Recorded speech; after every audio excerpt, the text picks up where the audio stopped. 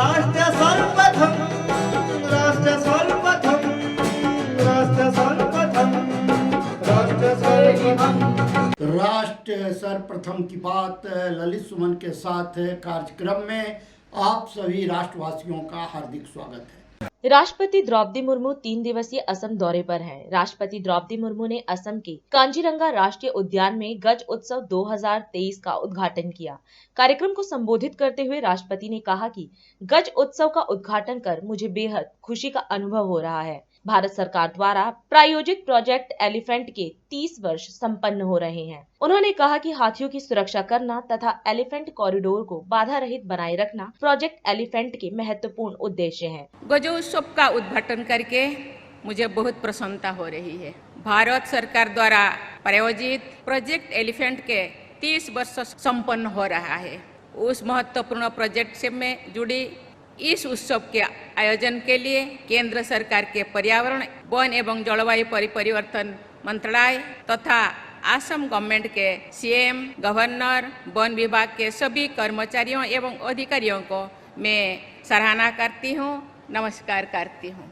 हाथियों की सुरक्षा करना, उनके नेचुरल हैबिटेट का संरक्षण करना तथा एलिफेंट कॉरिडोर को बाधा रहित बनाए रखना प्रोजेक्ट एलिफेंट के प्रमुख उद्देश्य है। साथ ही ह्यूमन एलिफेंट कॉन्फ्लिक्ट से जुड़े समस्याओं का समाधान करना इस प्रोजेक्ट का लक्ष्य भी है और चुनौती भी है। ये सभी उद्देश्य एक दूसरे से जुड़े हुए हैं। कैप्टिव एलिफेंट्स के हित में कार्य करना भी प्रोजेक्ट एलिफेंट का उद्देश्य है। ह्यूमन एलिफेंट कॉन्फ्लिक्ट सदियों से एक मुद्दा बना हुआ है। प्राचीन संस्कृति कवि त्रिपुरारी पाल ने लिखा था कि हाथी का बंधन में डालकर मनुष्यों को अपनी बुद्धिमत्ता का गर्व नहीं करना चाहिए। ये तो हाथी का शांत और विनयशील स्वभाव है, जिसके कारण वो बंधन को स्वीकार कर रहा है। यदि गहराई से विचार किया जाए तो ये स्पष्ट होता है कि जो कार्य प्रकृति तथा पशु पक्षियों के हित में है वो धरती माता के हित में भी है। जो मंगल और हरे भरे क्षेत्र एलिफेंट रिजर्व है और सभी बहुत प्रभावी कार्बन सिंक भी है।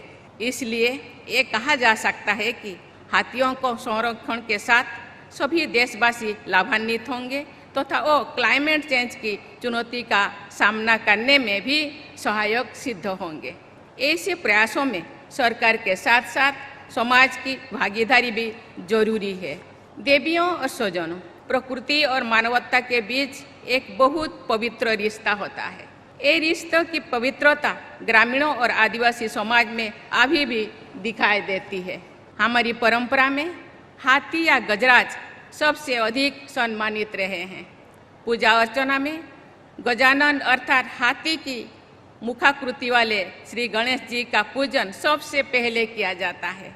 मैं जिस परिवार से या जिस संस्कृति से आई हूँ और पली बढ़ी हूँ, वहाँ प्रकृति और पशु पक्षियों के प्रति सम्मान का भाव मैंने देखा है। झारखंड, पश्चिम बंगाल और ओडिशा में रहने वाले हाथी भी मेरे जन्म स्थान के क्षेत्र से गुजारते रहते हैं। आप लोगों का स्नेह, आप लोगों का आदर, आप लोगों का हॉस्पिटैलिटी मैं कभी नहीं भूलूंगी। ये केवल मेरे लिए नहीं, ये तो आसाम का संस्कृति और परंपरा है। हॉस्पिटैलिटी आप लोगों के रग रग में है। मुझे लगता है इसको आप बनाए रखना, क्योंकि एक टूरिज्म स्टेट है।